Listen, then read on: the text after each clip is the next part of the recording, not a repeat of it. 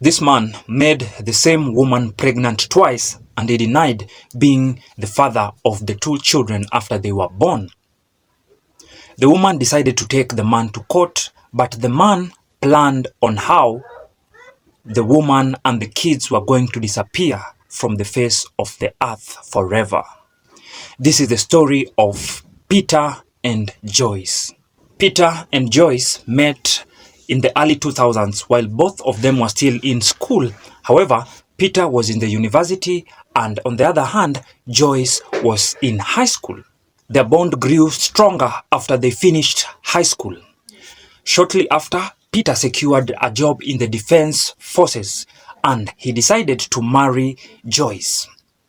However, after Joyce got pregnant, arguments started erupting between Peter and Joyce. And after 8 months, they decided enough was enough and they broke up.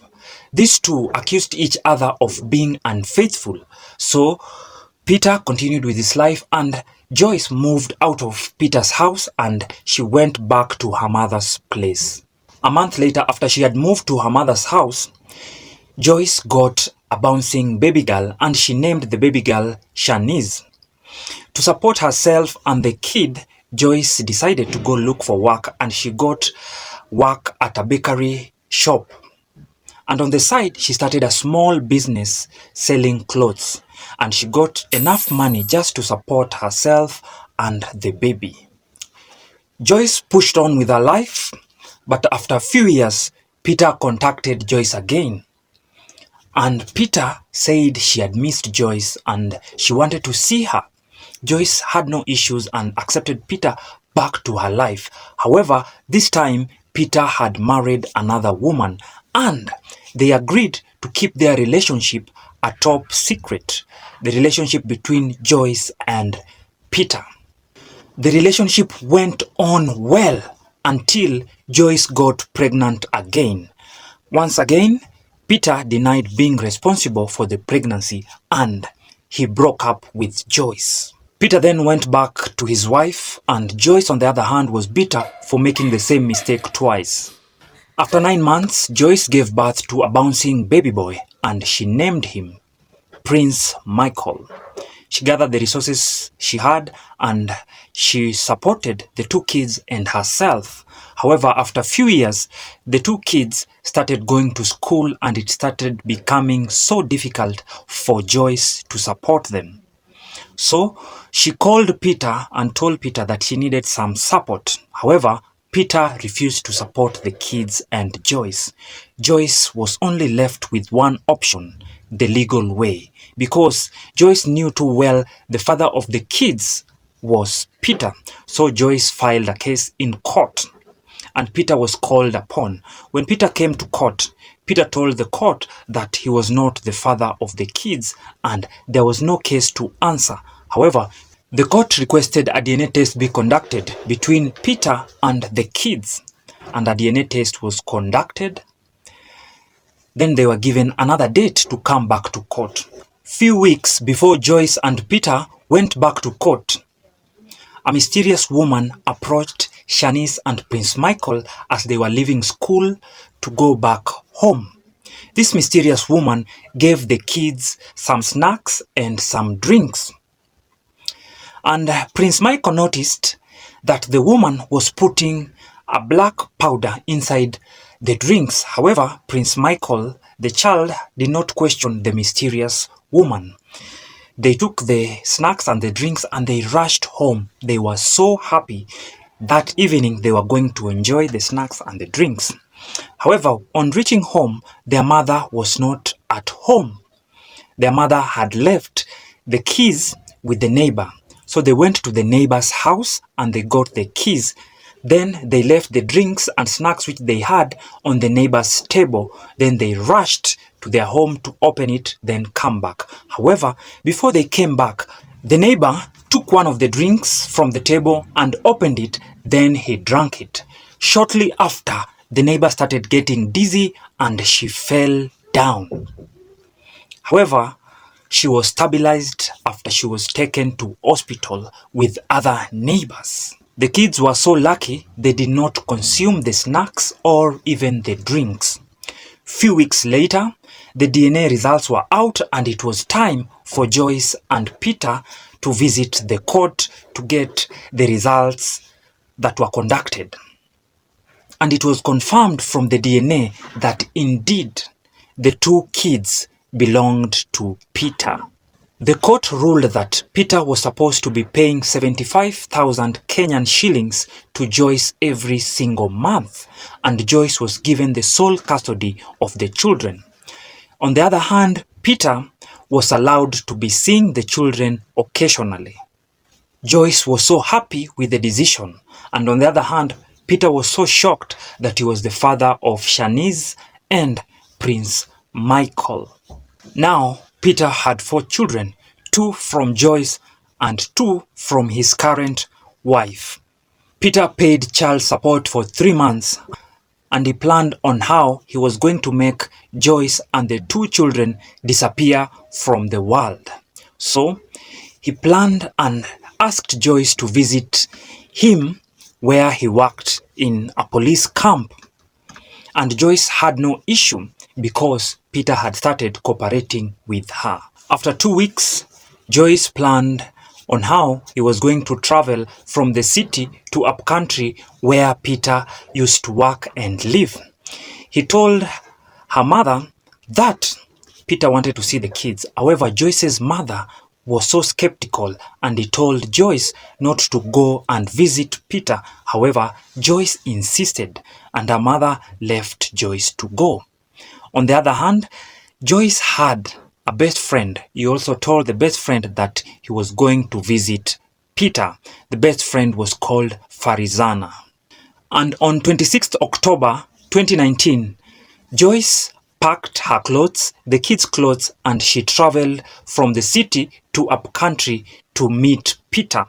And she arrived well, and Peter received her warmly. Then she texted her best friend and told her that she had been received so well by Peter. However, there was an issue with Peter because he was mad at Joyce.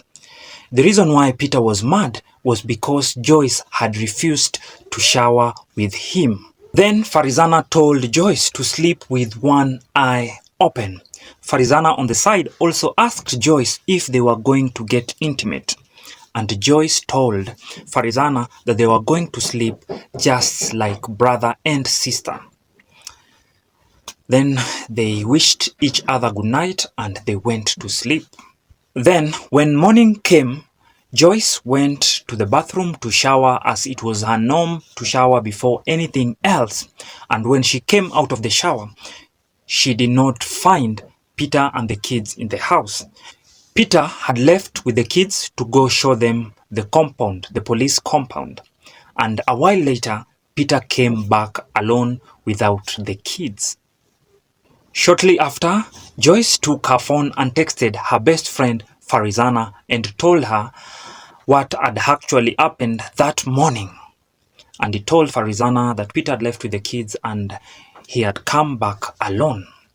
So Peter explained to Joyce that he had left the kids in a better place and he wanted the two of them to be alone in order to solve their own issues without the kids being around. Joyce was convinced and they stayed for some time, and Peter decided to take Joyce for a lunch date, and they went to a hotel and they had a very nice meal and they talked. After some time they were tired and they went back to the camp. Hours later, Farizana, the best friend, texted Joyce. However, Joyce was not responding to her text or even her calls. So Farizana, the best friend, decided to call Peter. And Peter picked up the phone and Farizana asked Peter, "Where is my best friend Joyce?" And Peter told Farizana that Joyce had decided to travel that night. The reason for the travel is because there was something that was being done in the camp and it was not allowed for any person who was not a police officer to sleep in the camp that night. And that was the reason why Joyce had traveled. However, Farizana was not buying this story, but Farizana had no option of confirming because Joyce was not picking the calls or even responding to the text messages. The following morning, Joyce had not yet reached home, and Farizana and Joyce's mother started getting worried. They waited. Few days passed while they were still waiting, no communication from Joyce. So they decided to report a missing woman and children at the police station. And a missing report was done, and investigation started immediately, and the police started looking for Joyce from the last person who had seen her. And on the other hand, Peter had also not heard anything from Joyce since she left him. So Peter went ahead to the police station to report a missing woman and children. With this missing report, the media got wind of this story and it took it over and it reported about the missing woman and the children. On the other side of the town, that night when the news was being reported, a taxi driver was watching the news and he remembered that Peter had called him and asked the taxi driver to get him 3 gunny bags. And the taxi driver remembers asking Peter what he wanted to do with the 3 gunny bags. However, Peter did not disclose whatever he wanted to do with the 3 gunny bags. So this taximan, the following morning, came and he rushed to the police station and reported what he knew about the story. Few days later, Peter went back to the police station where he had reported a missing woman and 2 children. He wanted to know where the police had reached in searching for Joyce and the 2 children. However, when he got to the police station already had information about the 3 gunny bags which Peter had requested. And they asked Peter if he knew anything about the 3 gunny bags, and Peter refused. And immediately Peter was arrested and his phone was confiscated. The police looked through Peter's phone and they realized the night which Joyce was traveling, Peter was constantly calling and texting a man called Collins Pamba, who is a casual laborer in the camp where Peter works. The police immediately looked for Collins and they got him. Then he was arrested and taken to the police custodies. The police continued with the investigation and they visited Peter's house. However, on reaching Peter's house, there was nothing to give them a clue about Joyce and the 2 children because Peter's house was so clean. They looked at his car and his car was so clean. So the investigators went to the gate where each and every visitor must register before he gets into the compound and sign out when he is done with business inside the compound. And on checking the registration book of the guests or the visitors, they realized that Joyce registered while she got into the compound. Also, on looking closely, they also found out that Joyce registered when leaving the compound. However, there was something wrong because the 2 handwritings were not matching, that of registering while getting in and the other handwriting registering while getting out.